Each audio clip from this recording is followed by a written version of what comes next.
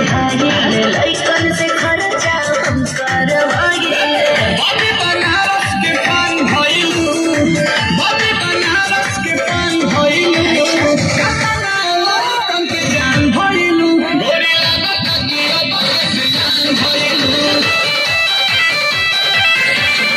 लागत कि अब से जान भइलू